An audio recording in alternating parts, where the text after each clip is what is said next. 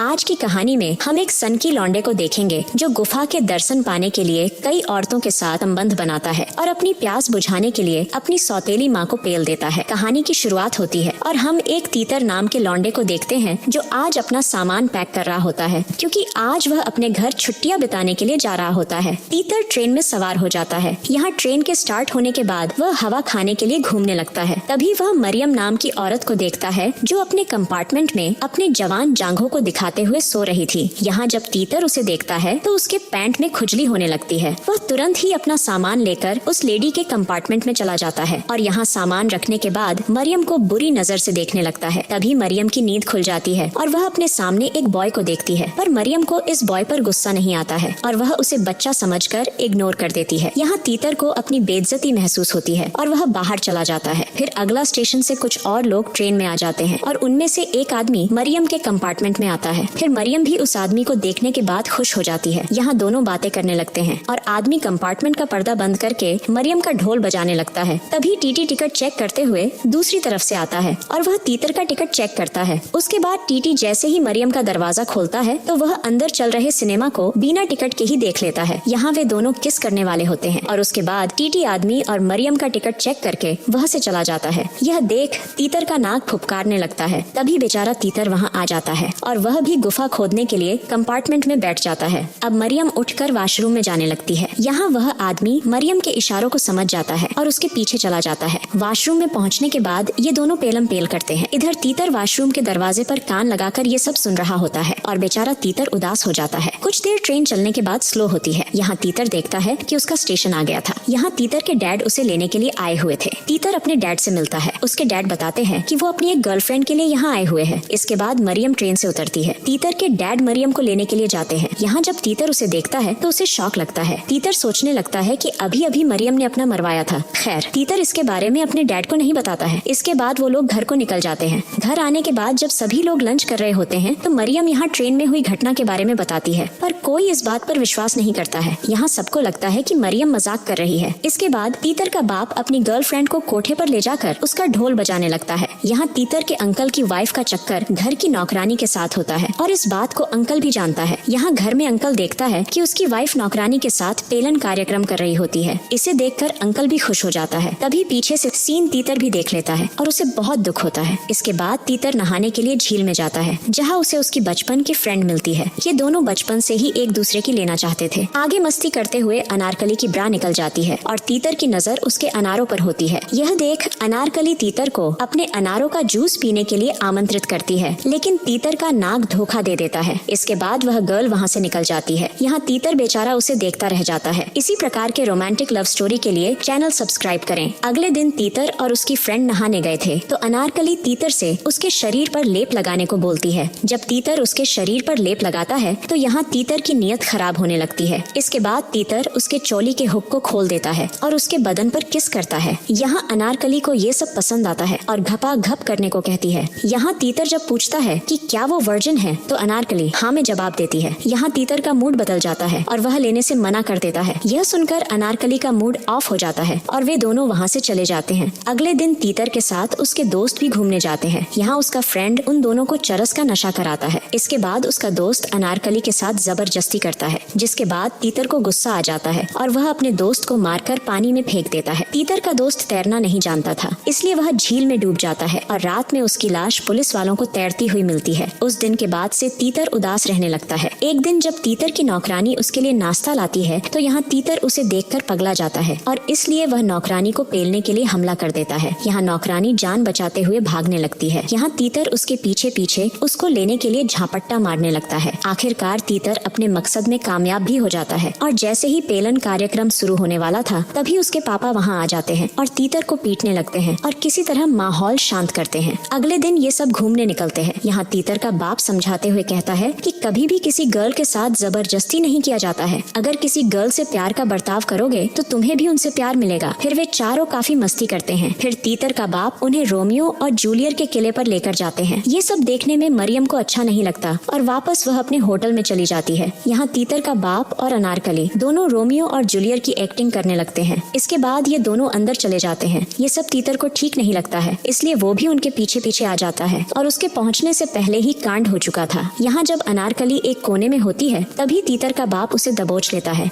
और उसे लेने लगता है। इधर तीतर इन दोनों को खोजता ही रहता है पर कोई फायदा नहीं होता है। तभी उसे कहीं कोने में कुछ आवाज सुनाई देती है। वह उस तरफ जाकर देखता है कि उसका बाप अनारकली के गुफा में होल कर रहा था। इतना देखते ही तीतर बौखला जाता है और वापस अपने होटल की तरफ भाग जाता है। यहाँ कमरे में वह खूब रोता है और सो जाता है। कुछ देर बाद तीतर के कमरे में अचानक मरियम आ जाती है और उसके पूछने पर तीतर पूरा कांड बता देता है। ये सब सुनकर मरियम को तीतर पर तरस आ जाता है और वो अपने सारे क्लॉथ उतार देते हैं और तीतर के बिस्तर में आकर अपनी गुफाओं का दर्शन करा देती है। फिर अगले दिन ये सब वापस आ जाते हैं। घर पर तीतर अनारकली के साथ अच्छा बर्ताव नहीं करता है और जब ये दोनों टेनिस खेल रहे होते हैं तो यहाँ तीतर अनारकली के खरबूजे पर निशाना बनाता है। इसके बाद अनारकली को गुस्सा आ जाता है और वह तीतर से इसके बारे में पूछती है पर तीतर यहाँ जवाब नहीं देता है और अनारकली को किस करता है और इसके बाद दोनों का पेलन कार्यक्रम शुरू हो जाता है। इसके बाद अनारकली से तीतर शादी करने का वादा करता है और यहाँ अनारकली तीतर को किस करके चली जाती है। अगले दिन तीतर अपने स्कूल जा रहा था तब मरियम उसके सामने ट्रेन में होती है। यहाँ मरियम तीतर को इशारे करके वॉशरूम में चली जाती है जिसके बाद अपना तीतर भी उसके पीछे चला जाता है और दोनों ट्रेन में खूब मजे लेते हैं और इसी के साथ कहानी समाप्त हो जाती है।